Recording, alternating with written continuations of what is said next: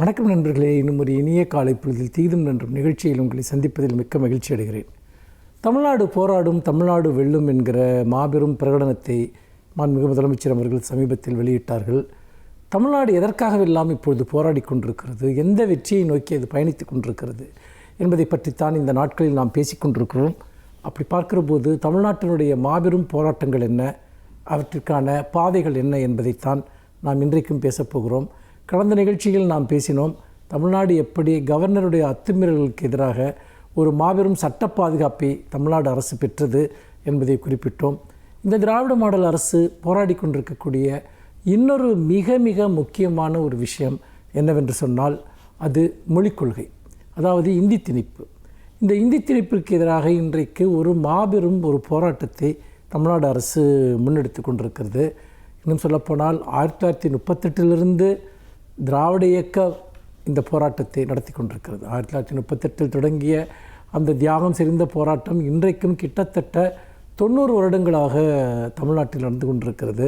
தமிழ்நாட்டின் எதிர்ப்பை கண்டு ஒன்றிய அரசு பின்வாங்குவதும், பிறகு வெவ்வேறு தந்திரமான வழிகளில் உள்ளே புகுந்த அந்த இந்தியை திணிப்பதும் அவர்களுடைய வழக்கமான நடைமுறையாக இருந்திருக்கிறது.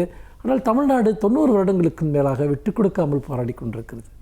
அதிலும் முக்கியமாக திமுக என்ற இயக்கம் தோற்றுவிக்கப்பட்ட பிறகு 2ஆம் கட்ட, 3ஆம் கட்ட, 4ஆம் கட்ட, 5ஆம் கட்ட மொழிப்போர்கள் எல்லாம் மிக உக்கிரமாக நடந்தன. இன்னும் சொல்லப்போனால் இந்தியா முழுக்க மும்மொழிக் கொள்கை அமலுக்கு வந்தபோது தமிழ்நாடு மட்டும்தான் இருமொழிக் கொள்கை என்ற ஒரு விதிவிலக்கை பெற்றது. அதாவது தமிழும் ஆங்கிலமும் எங்களுக்கு போதும் என்கிற ஒரு நிலைப்பாட்டில் நாம் நின்றோம்.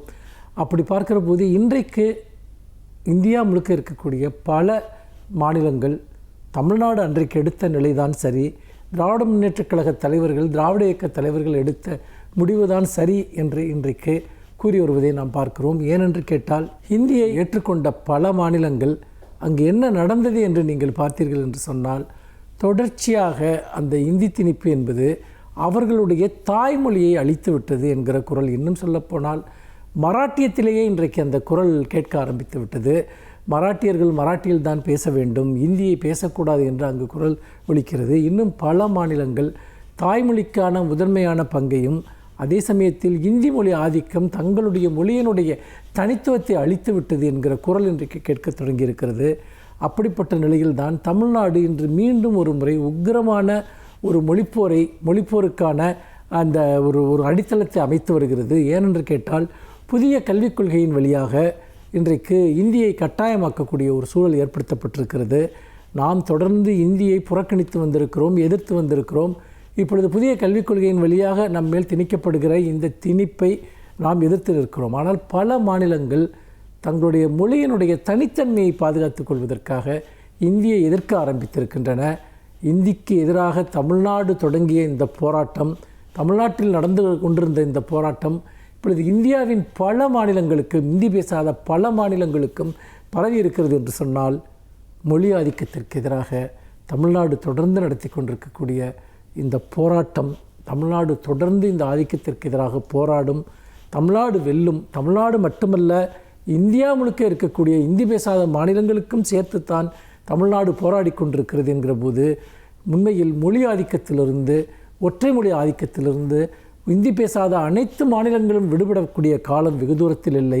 அந்த வகையில் தமிழ்நாடு வெல்லும், தமிழ்நாட்டோடு சேர்ந்து நின்று இந்தி பேசாத எல்லா மாநிலங்களும் வெல்லும் என்று நாம் உறுதியாக நம்புவோம். மீண்டும் இன்னும் ஒரு புதிய சிந்தனையோடு உங்களை சந்திக்கிறேன். நன்றி, வணக்கம்.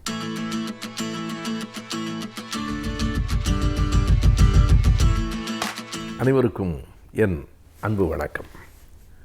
கும்பகோணத்தில் இருக்கிற என்னுடைய நண்பர் திருக்குறள் புண்ணியமூர்த்தி அவர்களோடு பேசி கொண்டிருக்கிற போது அவர் சொன்னார், இந்த 345வது குறளை நேற்று மீண்டும் படித்து கொண்டிருக்கிற போது எனக்கு அது வியப்பாக இருந்தது என்றார். பிறகு அந்த குறளை நானும் தேடி படித்தேன். சட்டென்று அது என்ன குறள் என்று எனக்கு நினைவுக்கு வரவில்லை. அது துறவு என்கிற அதிகாரத்தில் இருக்கிறது. 35வது அதிகாரம் துறவு. அதற்கு பிறகு அறத்துப்பாலில் 3 அதிகாரங்கள் தான் இருக்கின்றன. துறவு வந்ததற்கு பிறகு மெய்ப்பொருள் உணர்தல், அவா அறுத்தல், எதிலும் அடங்கவில்லை என்றால் ஊழ், சரி போ, அது விதி என்று முடியும் அந்த அறத்துப்பால். இந்த 345வது குறள் தொடங்குவதே வித்தியாசமாக இருக்கிறது. மற்றும் தொடர்பாடு எவன்கொல் பிறப்பறுக்கல் உற்றார்க்கு உடம்பும் மிகை என்பது அந்த குறள். உண்மையாக வியப்பாகத்தான் இருக்கிறது அதில் சொல்லப்பட்டிருக்கிற அந்த செய்தி. இதில் முதல் வியப்பு எனக்கு மற்றும் என்று அந்த குறள் தொடங்குகிறது. பொதுவாக மற்றும் என்கிற சொல்லை இடையில் தான் நாம் பயன்படுத்துவோம். இவர் அங்கே வருகிறார் மற்றும் அவரும் வருகிறார், அல்லது இந்த நாள் மற்றும் அந்த நாளில் இந்த விழா நடக்கிறது என்று மற்றும் என்பது இடைச்சொல்லாகத்தான் நாம் பயன்படுத்துவோம். ஆங்கிலத்திலே அண்ட் என்று சொல்வது போல மற்றும் தொடர்பாடு எவன்கொல் என்று அந்த குறள் தொடங்குகிறது. பிற தொடர்புகள் எதற்கு தேவை இனிமேல்? யாருக்கு? பிறப்பறுக்கல் உற்றார்க்கு. அந்த சொல்லாடலே பிறப்பறுக்கல் உற்றார்க்கு, இந்த பிறவியே வேண்டாம் என்று கருதுகிறவனுக்கு வேறு தொடர்பு எதற்காக வேண்டும்? இருப்பதிலும் கூட அவனுக்கு எது சுமையாக இருக்கிறது என்றால் உடம்பும் மிகை என்று அந்த குறள் சொல்லுகிறது. இந்த உடம்பே சுமைதான். உண்மையான பற்றறுத்தல் அதுதான். இந்த உடம்பே சுமை என்று கருதுகிற நிலைதான் ஒரு துறவு முற்றுமாக பற்றறுத்தலுக்கான ஒரு அடையாளம். அப்படி முற்றும் பற்றறுக்கல் உற்றவர்களுக்கு தொடர்பாடு, வேறு தொடர்பாடு எதற்காக வேண்டும் என்று வள்ளுவர் கேட்கிறார். நமக்கு என்ன வியப்பாக இருக்கிறது என்றால், இந்த உடம்பே மிகை என்று கருதுவது தான் துறவென்றால், இன்றைக்கு துறவிகள் பல தங்க நகைகளையெல்லாம் உடம்பில் போட்டிருக்கிறார்களே, உடம்பே மிகை, அதில் 5 கிலோ தங்க நகையை வேறு போட்டிருக்கிறார்கள். அது எப்படி சொல்லுவது? மிகையிலும் மிகை, உடம்பே மிகை என்றால் ஆடைகள் மிகை, அணிகலன்களை விட்டு விடுங்கள், ஆடைகளே மிகை. ஆகையினாலே தான் துறவு என்பது நிர்வாணம் என்று சொல்லப்படுகிறது. நிர்வாணம் என்றால் அதற்கு கவிஞர் கண்ணதாசன் தான் ஒரு விடை சொல்லுவார். ஆடைகளை துறந்தால் உடல் நிர்வாணம், ஆசைகளை துறந்தால் மனம் நிர்வாணம். 2 வரிகளில் மிக அருமையாக அவர் சொல்லியிருக்கிறார். ஆடைகளை துறந்தால் உடல் நிர்வாணம். முற்றுமாக துறக்க வேண்டுமா என்பது ஒரு கேள்வி. அதை குறைந்த அளவு ஆடைகளோடு இருப்பது என்று பொருள்படுத்தி கொள்ளலாம். உடைகளை துறந்தால், ஆடைகளை துறந்தால் உடல் நிர்வாணம், ஆசைகளை துறந்தால் மனம் நிர்வாணம் என்று சொல்லுவது போல அந்த நிர்வாணம். எனவே இந்த உடம்பே சுமை, உடம்புக்கு மேல் ஆடை அதனினும் சுமை, ஆடைகளுக்கு மேல் அணிகலன்கள் என்பது அது துறவு அல்ல, அது வேறு ஒன்று என்பதை நமக்கு எடுத்து காட்டுகிறது. எனவே நாம் படித்த வரையில் எல்லோரும் எந்த இடத்திலும் உனக்கு செல்வம் சுமை, உறவுகள் சுமை என்று தான் பார்த்திருக்கிறோமே தவிர உடம்பும் மிகை என்று வள்ளுவன் பாடியிருக்கிற இந்த வரியை நாம் பார்க்கிறோம். எனவே துறவு என்பது எல்லாவற்றிலிருந்தும், நம்மிலிருந்தே நாம் விலகி நிற்பது, நம் உடம்பிலிருந்தும் கூட நாம் விலகி நிற்பது. அது சாத்தியமா என்றால் எப்போதும் ஒரு எல்லைக்கு போவது சாத்தியமில்லை தான். தொடுவானத்தை தொடுவது என்பதே, தொடுவானத்தை நோக்கி நடக்கிறோம் என்றால் தொடுவானம் என்று ஒன்று இல்லை, எல்லோருக்கும் தெரியும். எனவே ஒரு மிக தொலைதூரத்து ஓர் இலக்கை நோக்கி பயணிப்பது தான் துறவு என்பதும் கூட. எப்போதும் இந்த உலகத்தில் ஒட்டி கொள்ளுவது எளிது, எல்லாவற்றையும் விட்டு விலகுவது மிக மிக கடினம். அது தன் உடம்பையும் கூட விட்டு விலக்குதல் உடம்பும் மிகை என்று கூறுகிறான் வள்ளுவன்.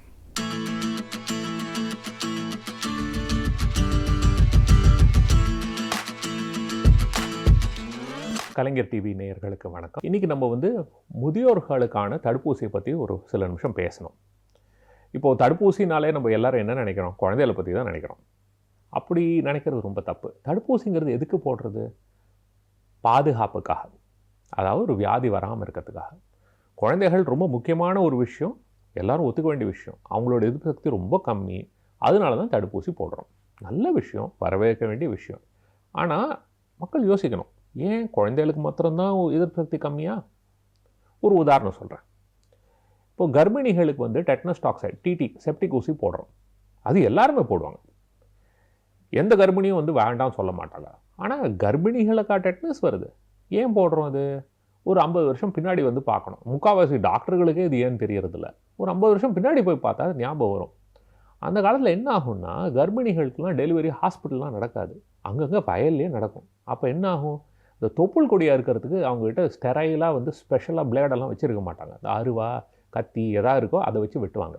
என்ன ஆகும்? டெட்டனஸ் வரும். முக்கியமாக குழந்தை தப்பிக்கிறது ரொம்ப கஷ்டம். சில சமயம் அம்மாவுக்கு ஆபத்தாக முடிகிறதுக்கு வாய்ப்பு இருக்குது. இது வராமல் இருக்கிறதுக்காக தான் இந்த டிடி இன்ஜெக்ஷன், செப்டிக் இன்ஜெக்ஷன் எல்லா கர்ப்பிணிகளுக்கும் போடணுங்கிறது வந்து ஒரு விதிமுறையாக செஞ்சோம். அது போட்டதுலேருந்து பாருங்கள், குழந்தைகளுக்கும் இல்லை அம்மாவுக்கும் இல்லை, இன்ஃபேக்ட் அது எதுக்கு போடுறோங்கிறதே யாருக்கும் தெரியறதில்ல. அந்த அளவு வேலை செய்கிறது. ஆனால் இது எதுக்காக செய்கிறது? வராமல் இருக்கிறதுக்கு. வயசு பொறுத்தது இல்லை, அந்த ரிஸ்க்கை பொறுத்து இருக்குது. யாருக்கு ஆபத்துங்கிறதோ அவங்கள பாதுகாக்கணுங்கிறதுக்காக செய்கிறது. எதுக்காக அவ்வளோ தூரம் சொல்கிறேன்னா, எதிர்ப்பு சக்திங்கிறது வந்து ஒரு சமநிலையில் இருக்கிறது இல்லை. பிறக்கும்போது நம்ம எதிர்ப்பு சக்தி ரொம்ப வீக்காக இருக்குது. ஏன்னா நிறைய கற்றுக்க வேண்டிய விஷயம். வருஷங்கள் ஆக தான் நம்ம எதிர்ப்பு சக்தி ஓரளவுக்கு மெச்சூரிட்டி, அதாவது வளர்ச்சி அடையும். அதுக்கு தான் இந்த தடுப்பூசியெல்லாம் போட்டு அதுக்கு வந்து எஜுகேஷன், அதுக்கு வந்து சொல்லிக் கொடுக்குறோம். அதே மாதிரி வயசாக அது தானாகவே திரும்ப இறங்க ஆரம்பித்தோம். ஸோ முதியோர்களுக்கும் வந்து எதிர்ப்பு சக்தி குறையிறது சகஜம். இந்த மாதிரி இருக்கும்போது அவங்களுக்கும் இந்த மாதிரி வியாதிகள் வரத்துக்கான வாய்ப்பு ரொம்ப ஜாஸ்தி. ஆனால் அவங்களோட பாதுகாப்பை பற்றி யாருமே பேசுறது கிடையாது. இது கொஞ்சம் கவலையான விஷயந்தான்.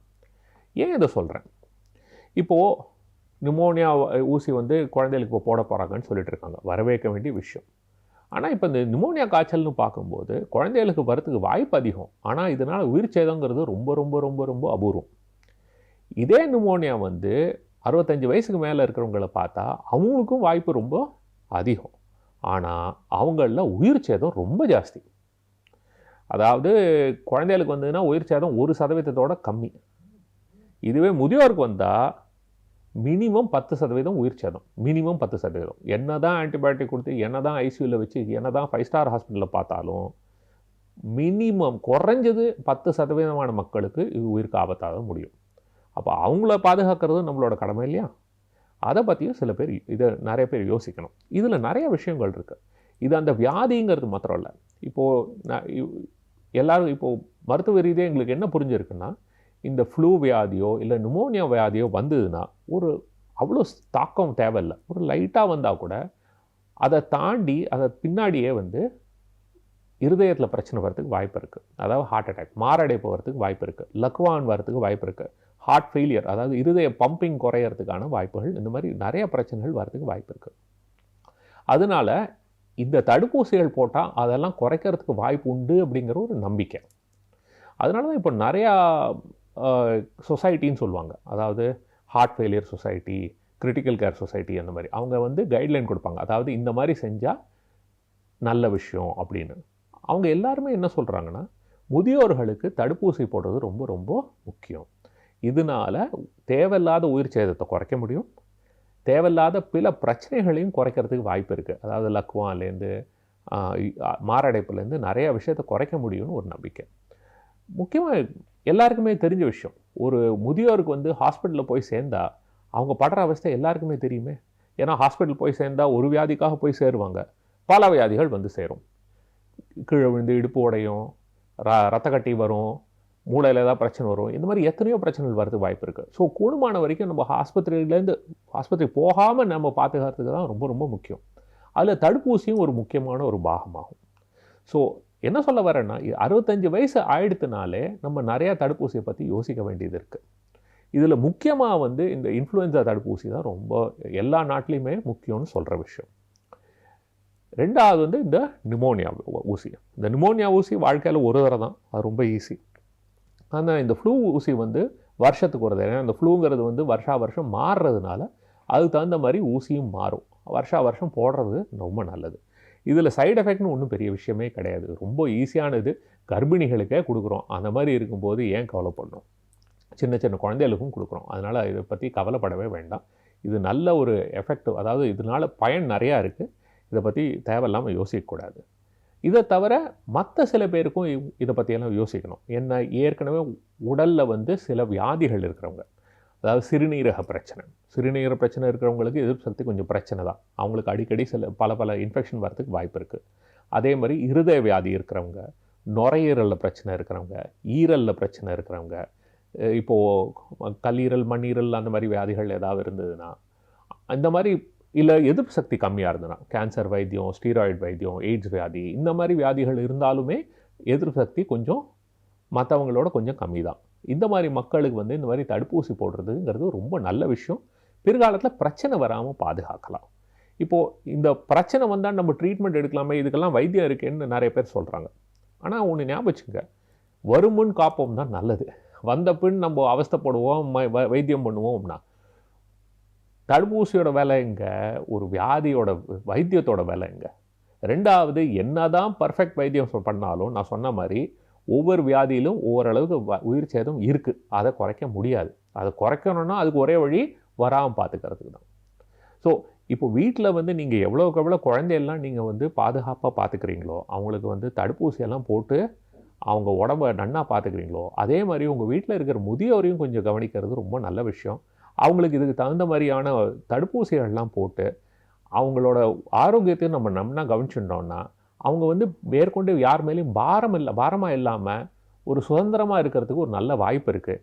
இது பொதுமக்கள் எல்லாரும் உணரணும். நன்றி, வணக்கம்.